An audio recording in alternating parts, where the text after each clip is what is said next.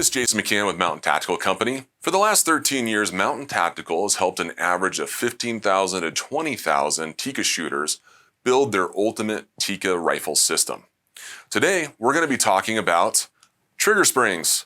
Why is a trigger spring important? Tikka triggers are, if not the best, one of the best factory triggers that are available on the market.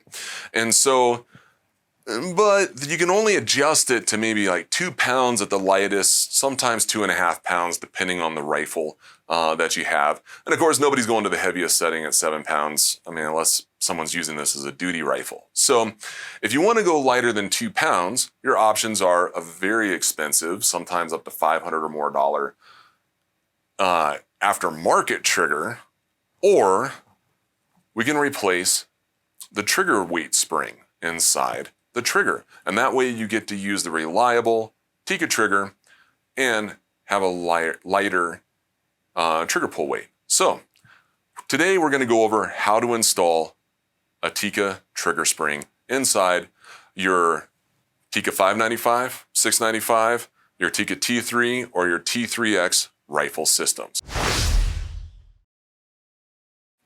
A reliable gun caddy or a gun vise is going to help you work with your rifle without it moving underneath you.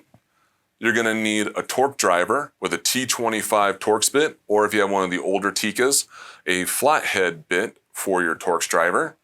You might want to take the opportunity to upgrade to our T25 action screws if you still have some of the old slotted screws. Those work in the 595 and 695 rifles as well.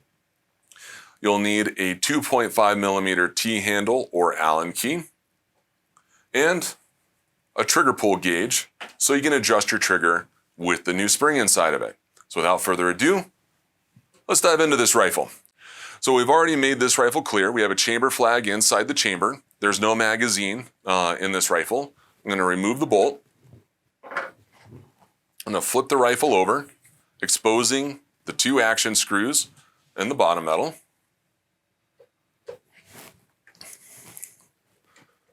Really doesn't matter what order you loosen these screws up in, but keep the short one up front and the long one in the back.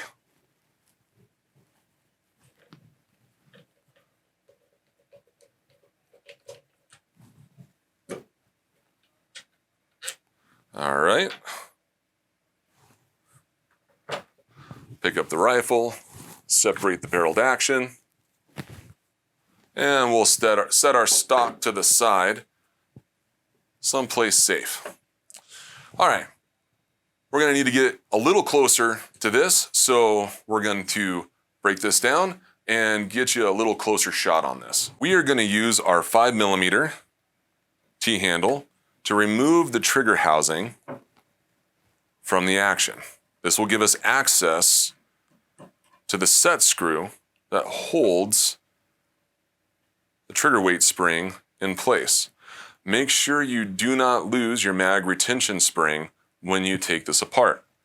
So I'm going to set this to the side, remove the factory trigger, and I'm going to set my action to the side someplace safe. I'm going to grab my 2.5 millimeter T-handle, and I'm going to carefully unscrew my weight adjustment set screw. And what's going to happen is this is going to come out. Set that to the side. Give this a little tap.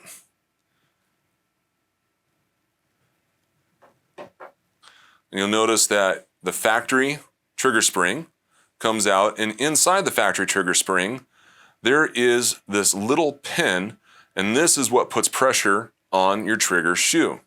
And you want to make sure when you put this back together, you put this back together the right way.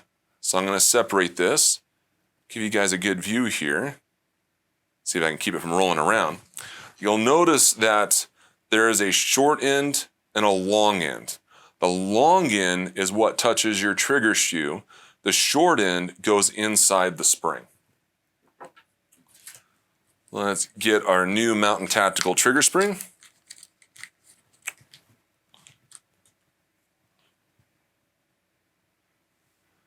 And we're going to slip the short end of that pin over the spring. We're going to carefully put this back into the trigger housing. You want to just take your time because you don't want the two to separate. Then we'll take our 2.5 millimeter T-handle, grab our set screw,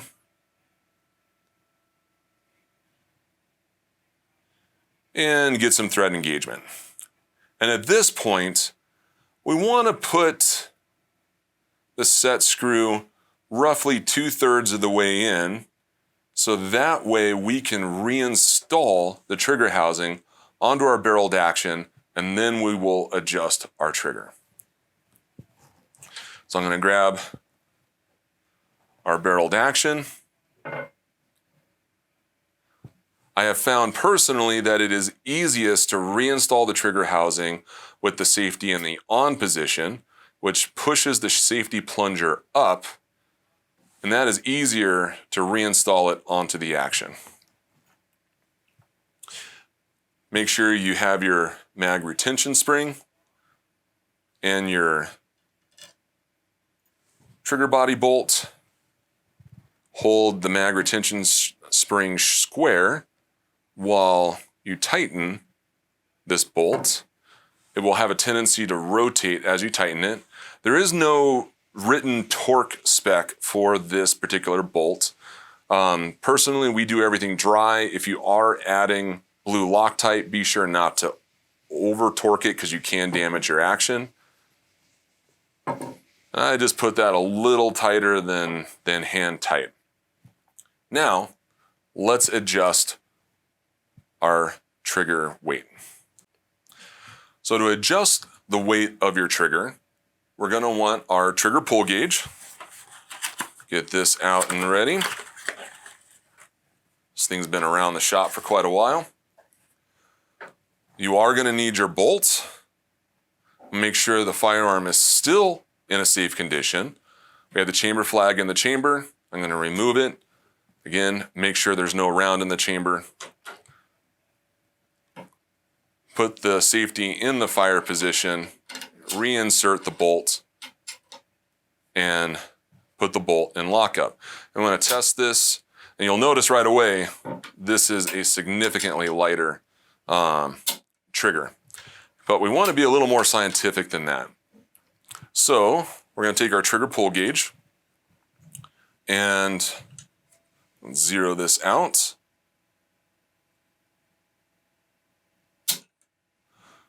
All right, currently this trigger is set to approximately 1 pound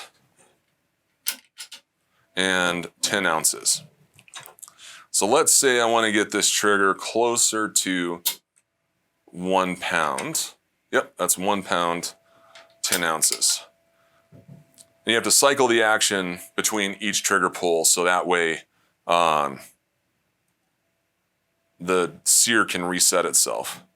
So if you turn the weight adjustment screw counterclockwise, you will reduce pressure on the trigger shoe and you can retest the weight. Okay, that was 1 pound, 4 ounces. Test it again just to make sure.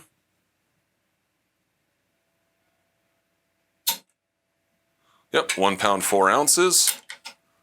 Let's go just a little lighter. You can get all the way down to 12 ounces, but I'm not trying to go that light with this particular rifle.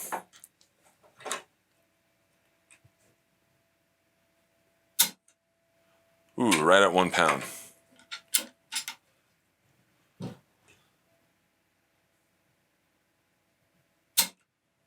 I was right at 1 pound. We'll test one more time just to make sure.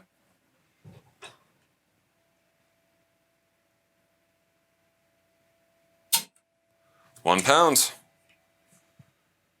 All right, Let's grab our gun caddy and put our rifle back together. All right, I have my gun caddy back here, and I have removed the bolt, checked the chamber, and put a chamber flag back into my action so I know I'm dealing with a safe firearm. I'm going to take our stock. And the reason why I put this upright is so that when we get on the recoil lug, we can put downward pressure on it. Now, it is actually possible to put your rifle back together and be sitting on top of the recoil lug and not have the recoil lug in the slot. What that looks like is your vent port here will be above this line on your stock. When you're actually seated correctly, that vent port is sitting right at the line on the stock. Put some downward pressure on this to make sure we have positive contact with our recoil lug. Grab an action screw.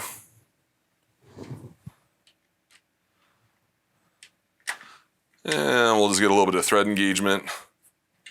We're not tightening things down yet. We get our front action screw, the shorter one.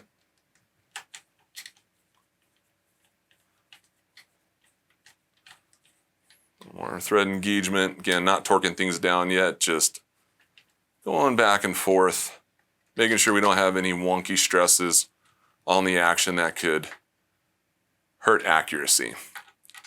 All right, my torque driver is set at 45 inch-pounds. If you have a synthetic stock, you want to torque this to 45 inch-pounds. If you have a wood or laminate stock, you want to torque this to 35 inch-pounds. You'll damage your stock going too much.